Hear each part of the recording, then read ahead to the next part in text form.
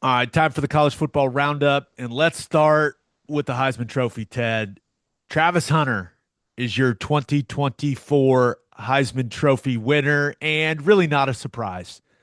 Just a special year for him as a player, a really solid season for that Colorado team. And this blew me away from ESPN. He played 434 more snaps than any other FBS player this season.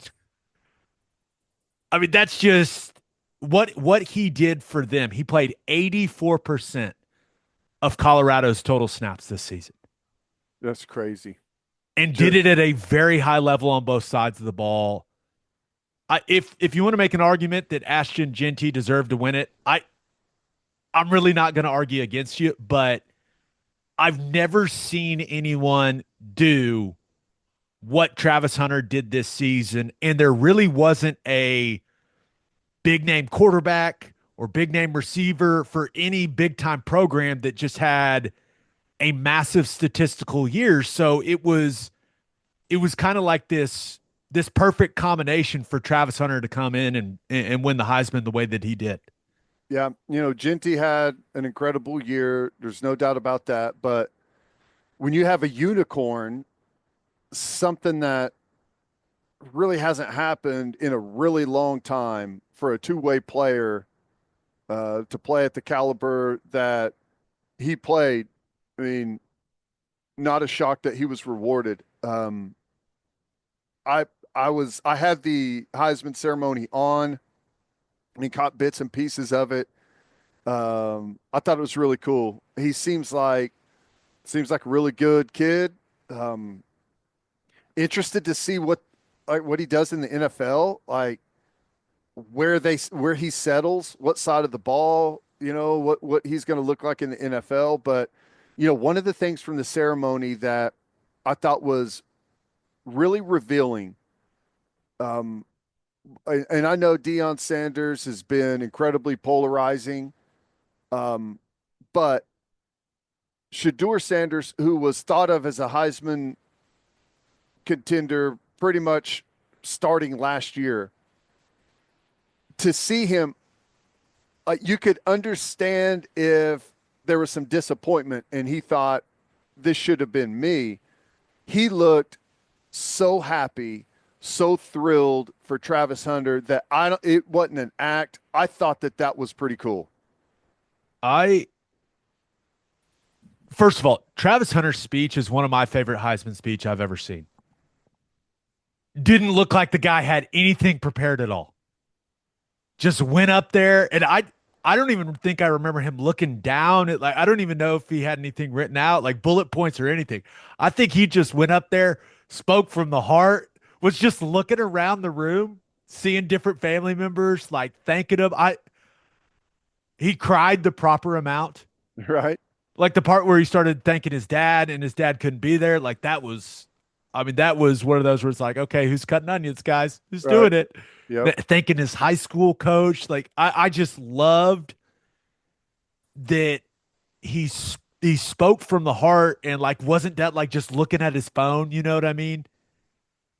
I don't know. I just thought it was really, really cool the way that he did it. And honestly, the way that he kind of just took that stage over with his personality and his energy, it it's really hard not to like that guy. I mean, he's an incredible player and he's got this energy about him. And I thought that was on full display when he got up there and did his speech. I mean, he gets up there and just lets out this loud "Let's go" before he picks the trophy up, and I just thought everything about it was great. But the moment, like where him and Deion Sanders embraced, was very cool. And let's That not forget. was Yeah, that was very. And he followed him to Jackson State, man. that's what I was about to say. Number one recruit in the country.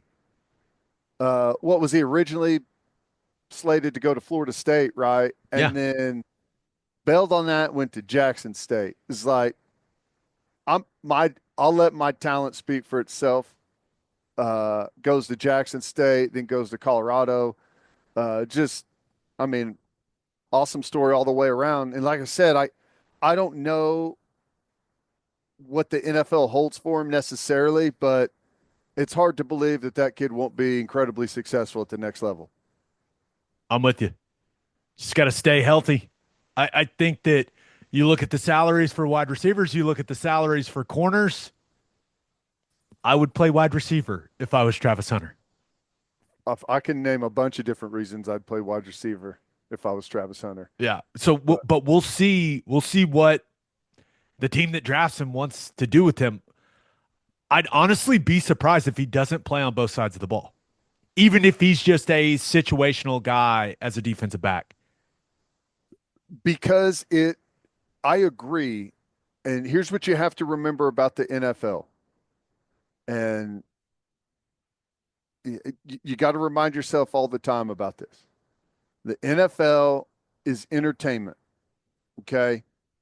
Now, the ultimate goal is to make money, it's a business. Now, the best way to do that typically is to win football games. But also, when you have superstar players and people want to see them and watch them play, and oh my gosh, Travis Hunter's a two-way guy, that's worth watching. You feed the beast. You give the people what they want. No doubt. I'd be really, really surprised if we don't see him on both sides of the ball for whoever next season.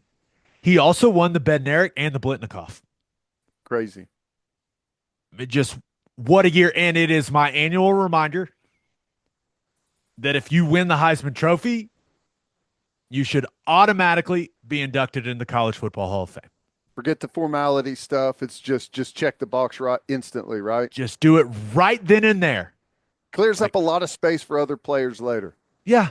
Just it has never made sense to me. That should just be if you win the Heisman Trophy, that means an entire season, the story of an entire season cannot be told without you.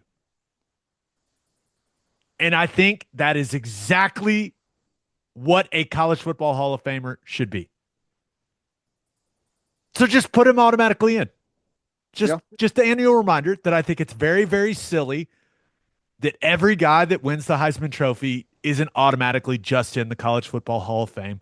Because then you just do a big Heisman Trophy, College Football Hall of Fame like collaboration at the place in Atlanta. You turn it into a really cool wall or whatever, and it's nice and easy for everyone. Yeah. Now, I do have a slight complaint. Ooh. He should not have won the Bednarik Award. He is not the best defensive player in college football. He's probably not even in the top 25. I am not going to argue against that. Do you have a vote No. as a guy that won the award? At least, I don't know. I don't think so. Wait, hold on. You don't know if you have a vote or not? Well, I currently do not, but I don't know if all I have to do is make a phone call to get that. I don't know. Gotcha. But currently do not. I think out of all of the awards, I saw some people saying he shouldn't have won the Blitnikoff either. I don't know. Go look at the stats. Pretty dang good. Bit, yeah. See, I think there's a much better claim for that. Agreed. So he should have only just won the Heisman and the Blitnikoff. Poor guy. Well, I think you could. I mean, it's because that award specifically is for the best defensive player in college football across all positions, and I don't know. I think there's like I said, I don't have too big of a. It's not something that I'm like pounding the table on, but he's not the best defensive player in college football. Is there anyone in particular that you would have liked to see win the award instead of him? I mean, maybe Kennard. I mean, I don't even know who made the finalist list of that, or if they announced like how they announced one. But I mean, I think a lot of people, and he was banged up quite a bit during the year. I think Will Johnson at Michigan, the corner there, would have been someone. A lot of Michigan guys in the conversation. Mason Graham. Graham, it's great. Abdul Carter at Penn State, I think is a He may Jihad be the guy Campbell, that goes the highest in the draft out of anyone on the defensive side. Jihad Campbell at Alabama, uh, hell, Stutzman at Oklahoma. I mean, there's a good list of guys. Couple of the edge guys at Georgia, Yep. Williams, Walker. I mean, there are guys that probably should have won that award instead of him. But part He's a of big part of name. the yeah, part of the awards is like the stories that go Yep. into it. And what he did this year is we've just never seen it before. Try. Look at the offense trying to even mess with defensive awards. You know what I'm saying? It's like Now the truth comes out. That's it. That's it. unbelievable. They gave the defensive award to an offensive guy, and you're pissed. Just admit it. Yeah, that's part of it. Oh my gosh. All the Hey, rules favor us now, and now we're taking your awards, Layman. Deal with it. you know how this goes, and it's something that teams have done in the past. You got a premier defensive player. We got to find a way to give him some touchdowns down in the red zone. Yeah. Yeah. It is what it is. It is what it is. Yep. Let's hit the coach carousel real quick. Rich Rodriguez back to West Virginia. Dan Mullen takes the UNLV job with Odom going to Purdue. But the one that made all the waves and the hire that everyone is talking about, it is official, Ted. We Yeah. have not talked about it since it's become official. Bill Belichick is the new head coach at North Carolina. The Chapel crazy. Bill era has begun. Chapel Bill, it's too good. It's too perfect. It's incredible. I'm jealous. Chapel Bill. Um, I'm I'm really interested to see how he fills out his coaching staff, what all those names are going to end up looking like, and I'm like what he has said about making it an NFL model and having an NFL system, uh, offense and defense NFL system, coached by NFL guys with NFL coaching. Like, what does that do for high school recruiting and transfer portal recruiting? Because my initial thought, as long as they've got some money to throw at it, he could get some really, really good players. I do not understand the people that are trying to make this out to be a bad thing.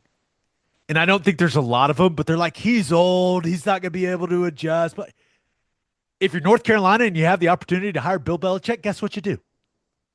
You hire Bill Belichick.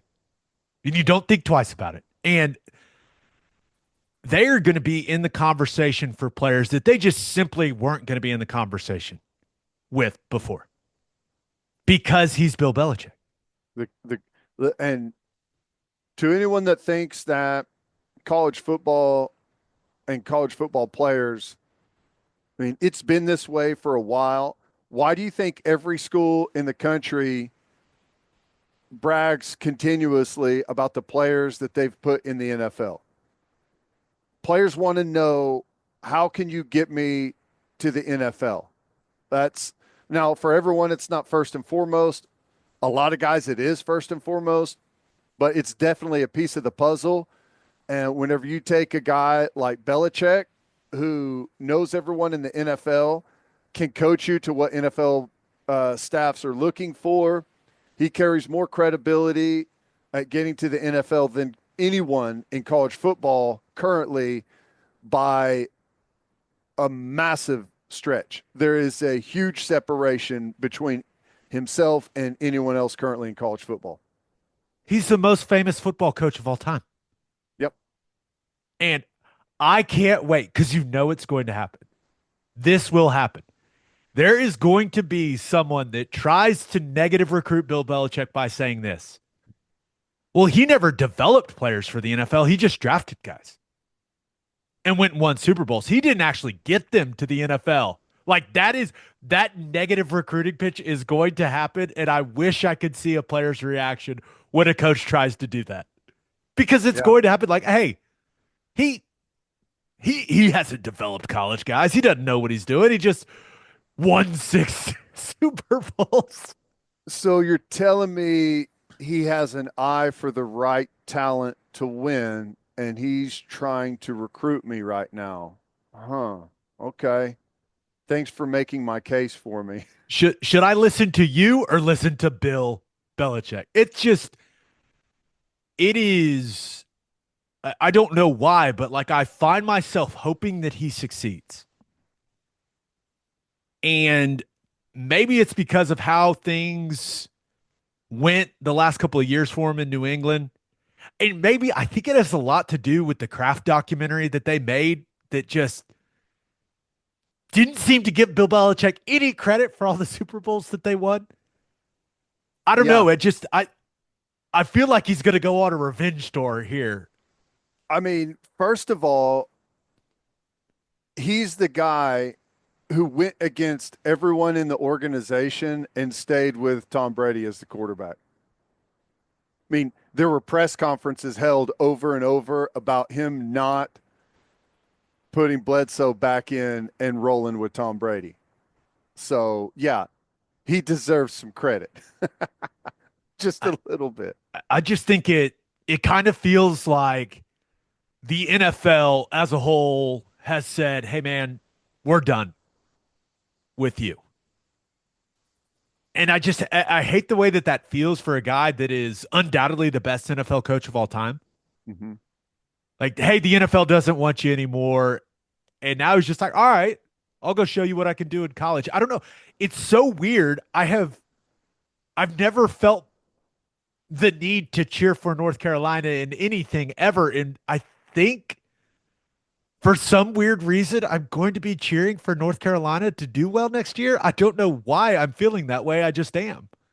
Disruptors. We always like disruptors, people that go about it different than maybe what's traditionally happened. I'll say this: um, what Belichick did in New England was more like a college program than what anyone else has ever done. You know, they had a system and they brought guys in for their system and they did it year after year after year. And, they had obviously had, a great quarterback and that makes everything else work. And that's never going to change in the NFL. There's a bunch of great coaches that never really get things off the ground because they don't have the guy at the quarterback position. But they had a system, the Patriot way, right? And that's kind of college like. And maybe you can take that to North Carolina. I find it funny that some people are like, is he going to be able to recruit? If he's recruiting a tight end, who do you think he's going to have call him? Hey, man, Oh, it's Gronk. What's going on? hell, he may be coaching tight ends before this thing's over with. You'd think if Maybe Bill not. Belichick asked Tom Brady, hey, we're after this quarterback, you mind, hopping on a Zoom with me with them? I am not worried about his ability to recruit. So we'll see what it ends up looking like. I'm really interested in what the overall organization and the structure is going to look like for North Carolina, because remember that's kind of what OU is trying to execute as well. Yeah. So I'm interested to see what this new era of like this NFL style front office looks like in college football. And one of the more interesting parts of this for me is, does Bill Belichick being in the ACC change the outlook of the future of that conference? Because let's not forget, Florida State and Clemson have raised hell.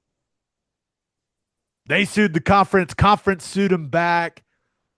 All of a sudden, do Florida State and Clemson look at things and go, hey, Belichick's at North Carolina. Maybe we're a little more attractive as a product now. I don't know, but it'd be very interesting to see if that changes the tone of those conversations at all, because it's clearly a massive, massive deal that Bill Belichick is in college football.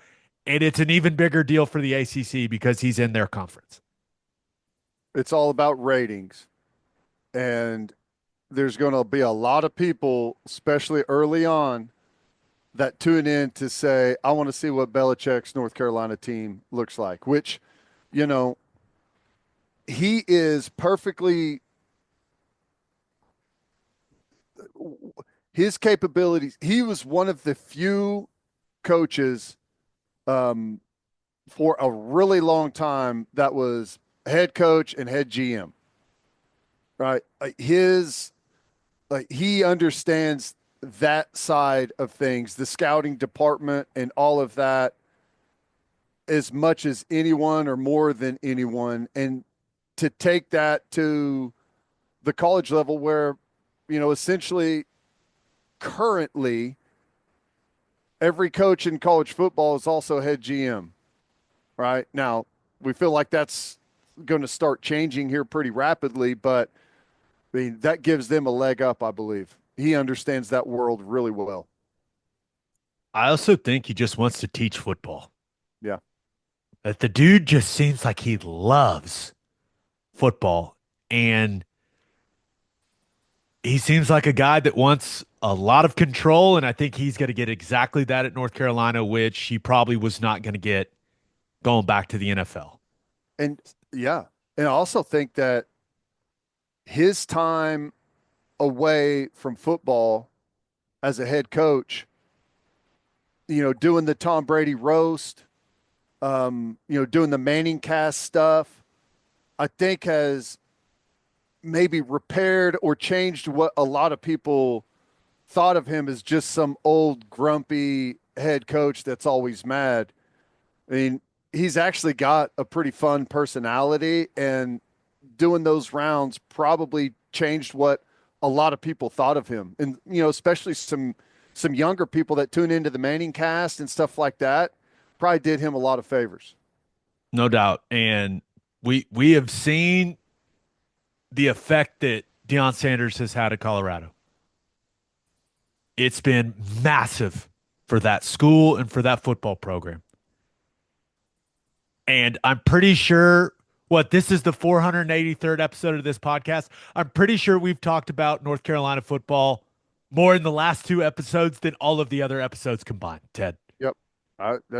There's a lot of truth to that. So we'll see what ends up happening. Clearly, everyone's opinion of Bill Belichick at North Carolina will be based on the results. But it's going to be a hell of a lot of fun to follow. I'm fired up for it.